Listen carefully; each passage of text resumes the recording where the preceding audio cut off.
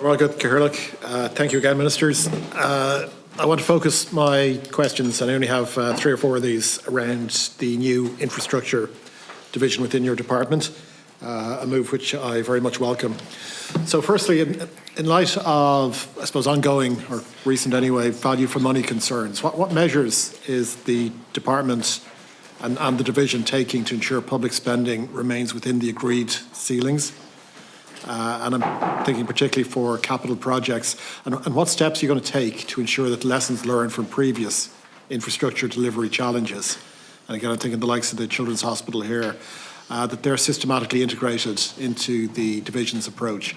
Yeah, so first of all, we've stood up an infrastructure division to centrally drive delivery, but also to really examine forensically the project life cycle which exists, which takes too long.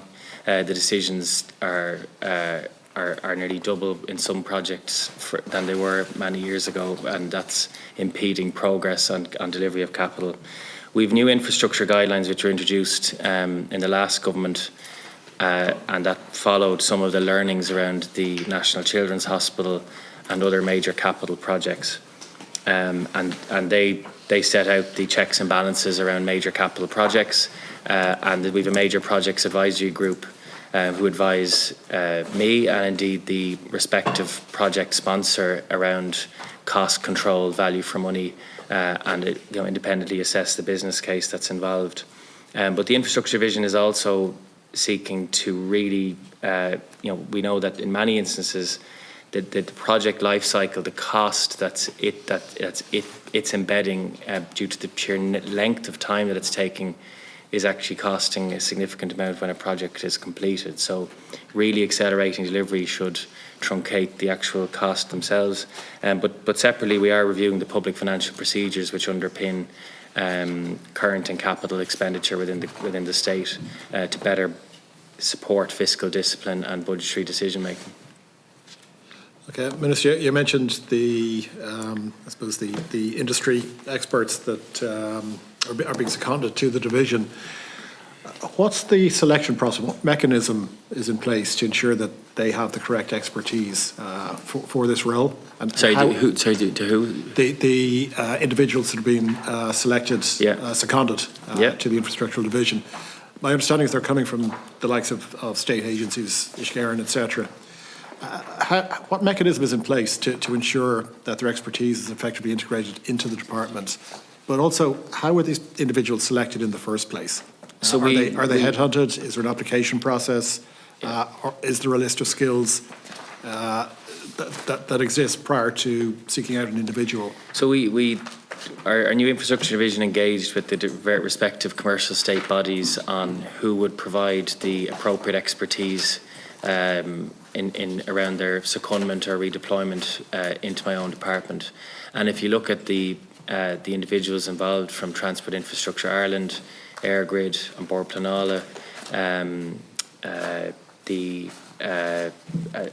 some of the other individuals around ESB networks, I think their experience over decades speaks to, as at a senior level within their respective sectors, they've had a very positive impact so far and are centrally involved in the broader infrastructure reforms which are taking place.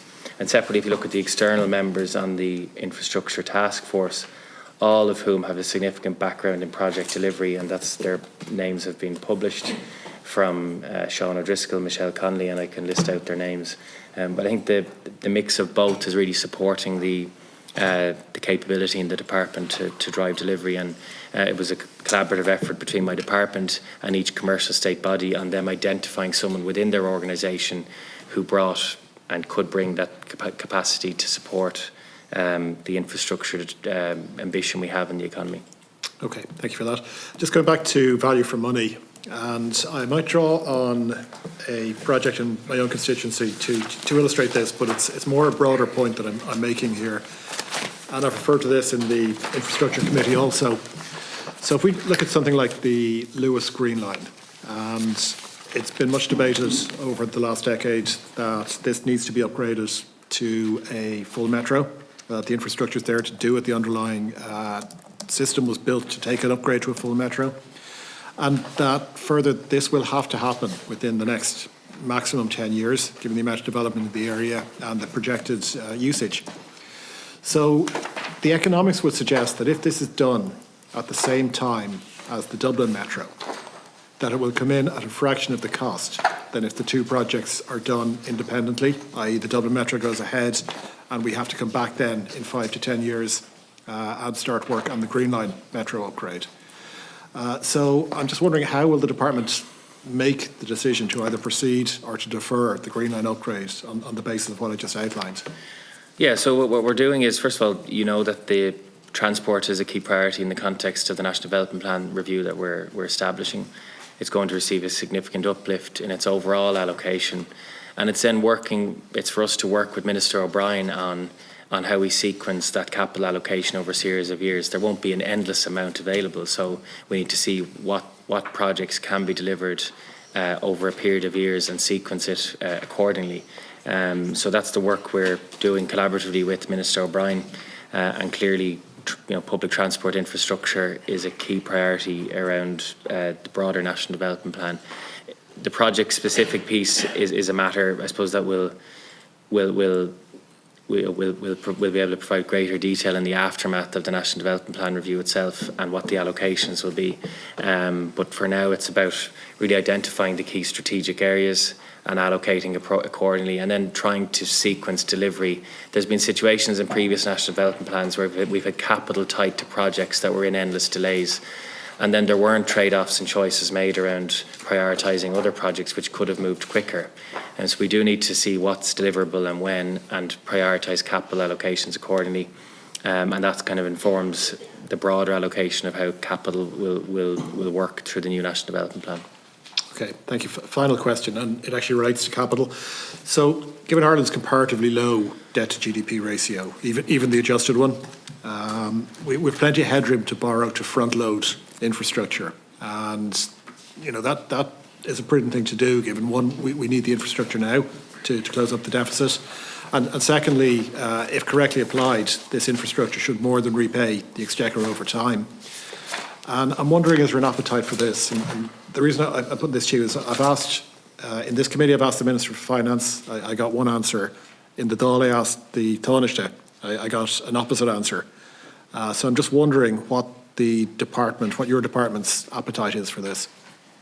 Well, as you know, the 20 billion euro that we've set aside for the new National Development Plan, so to reach in excess of 97 billion euro, building on the existing plan, that consists of three separate funds. One, the Apple escrow, which we've received in the main, the AIB share sales, and the Infrastructure, Climate and Nature Fund. And really, that's a big increase in capital over our existing baseline over the next 5 years. And we are in a position where we're continuing to run budgetary surpluses in previous years, and even on an in-year basis, the Exchequer returns are positive and we're in a surplus. But we're at a point of significant economic risk domestically, and the global position is uncertain. So what we've said in the programme for government is that we'll seek to protect capital in the context of any change to the global environment to really build and give certainty to infrastructure delivery over the next number of years. And we have obviously the capital set aside to do that.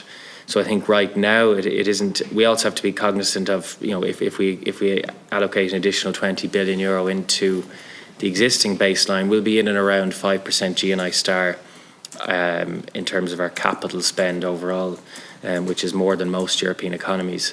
And what we have to be cognizant of as well, it's not the amount that's being placed in terms of capital allocations. There's also the management of the labour market and the construction sector, and how we manage that context around how we spend on capital over the next number of years. And that's important as well, because the labour market dynamics are an important piece in how we manage capital. So I think your question is, in a very significant disruptive economic environment, which you've hypothesised there, in an event that we had to have some borrowing. We're not in that position right now, and what we need to do is to have discipline on how we allocate it. and ensure that it's focused on the growth-enabling areas of infrastructure, which we know contribute to growth, economic growth overall. But I think we need to be cautious around our overall expenditure framework in the context of the broader uncertainty that's there.